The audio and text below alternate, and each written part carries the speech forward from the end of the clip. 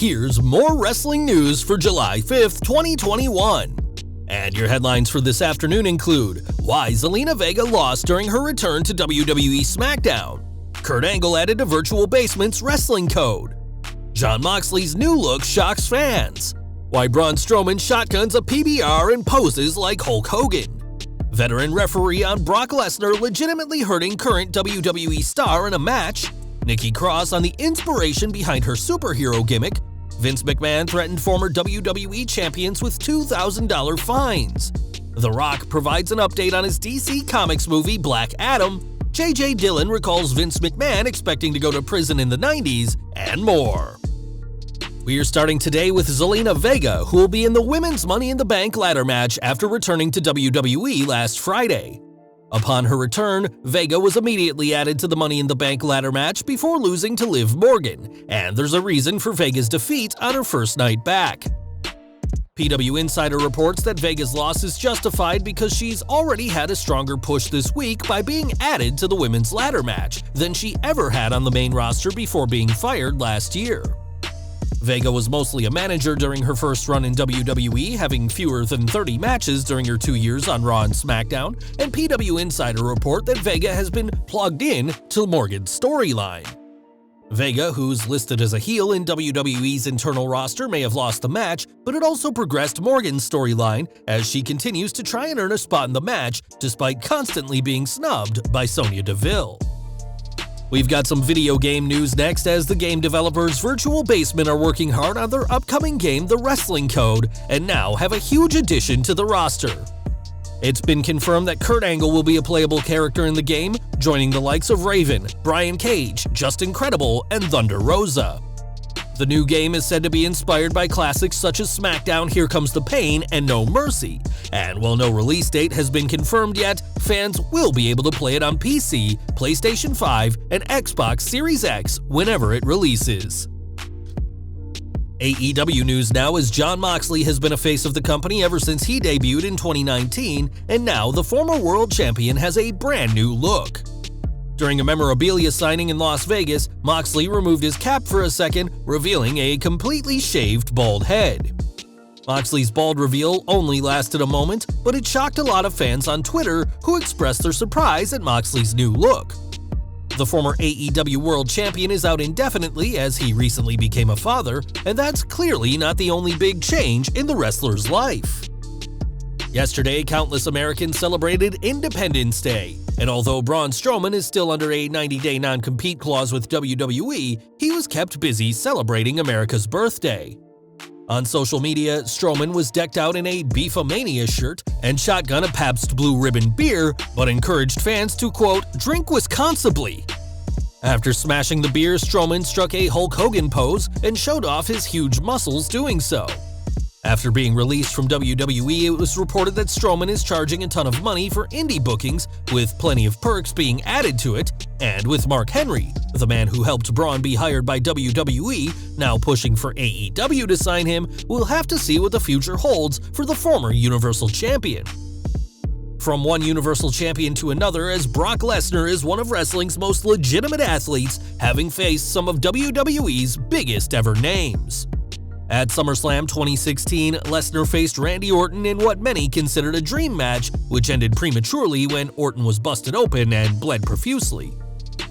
Though the finish was scripted, it looked at the time that Lesnar, who won by technical knockout, had gone too far, and while speaking to Wrestling Shoot interviews, Mike Chioda said he was surprised WWE approved the bloody finish. I could tell that there was something going on, but I didn't know if it was really Brock towards Randy or if it was just Brock listening to what the office wanted him to do. You could tell he was going for it because he was just elbow to the forehead. I was kind of shocked that they would do that because concussion protocol was still strong at the time.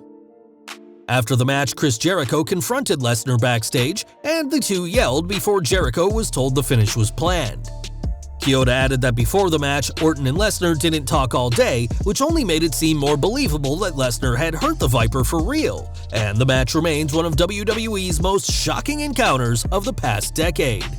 Back to the present, and last month, Nikki Cross became Nikki Ash, a superhero character that has received a mixed response so far. Though Nikki is clearly enjoying the gimmick, many have said it's far too goofy to work in 2021, and now we know the origin story of the company's latest superhero. Speaking to Español's El Brunch de WWE, Cross said that the idea has been in the works since the Royal Rumble pay-per-view and that she was inspired from watching 1990s superhero cartoons like the X-Men and Spider-Man animated series. Discussing the costume, a bold blue and yellow design, Nikki said that she wanted something that fans could easily recreate and said that the character lacks superpowers but is proving that you don't need powers to be a hero. As of late, Nikki Ash is doing very well and is on a 7-match winning streak, and perhaps it'll be WWE's superhero who soars above the rest to become Miss Money in the Bank on July 18th. One man who knows all about losing hair is Kurt Angle, who had an incredible wrestling career before his retirement in 2019. During the latest episode of his podcast, the Olympian recalled the July 5, 2001 SmackDown, which saw a segment where Steve Austin presented both Angle and Mr. McMahon with cowboy hats. Though the segment is still hilarious all these years later, McMahon himself didn't enjoy filming it, as Angle explained on his show, "We had to break the pre-tape and do it over again because we were laughing so hard. Vince was getting pissed off. Vince decided, listen, if you guys continue to laugh during the pre-tapes before I yell cut, I'm going to fine you $2,000 for each one." So we got really serious about the pre-tape even though they were supposed to be funny. To this day, Angle's goofiness and tiny hat in this segment makes it one of WWE's funniest ever moments, and whilst we can't blame Austin and Kurt for laughing, the price of $2,000 per chuckle was more than enough to keep the two former world champions from cracking up. Movie news now, as The Rock is one of the busiest men in Hollywood, but his schedule will get a lot freer after this week. On Instagram, the Great One said that this is the final week of shooting for Black Adam, the DC Comics film about the anti-hero of the same name. In his statement, The Rock thanked everyone who supported the film's production over the past 2 years. With Black Adam filming wrapping up, WWE is expected to try and get The Rock back for Survivor Series, which this year will mark 25 years since his WWE debut. A match with Roman Reigns is also reportedly in the works, something that both men have teased in the past. And whatever the future holds, all we know is that The Rock's schedule will open up considerably after this week. And we're ending with a history lesson, as in 1993, Vince McMahon was indicted by the United States federal government, who believed that the WWF chairman had pushed illegal anabolic steroids on the superstars. If found guilty, McMahon would have faced serious jail time, possibly for life, and even Hulk Hogan, who had just left the company, testified against the boss. One person who was at the WWF at the time was Dillon, who spoke on the Stories with Briscoe and Bradshaw series this week and said that McMahon wasn't confident about his chances. He explained, "Vince was convinced that when the government invests that much in going after somebody that they're going to get their pound of flesh. He was convinced that they were going to get him on something, and that he was going to do some time. He really was."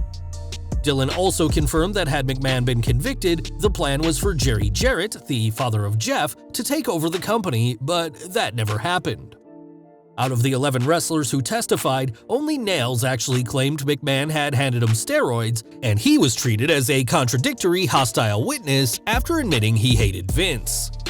Found not guilty by the jury in 1994, McMahon never spent a day behind bars, but the chairman was positive that a different verdict was going to be reached. Well guys, that's our news for today. Please share your comments below.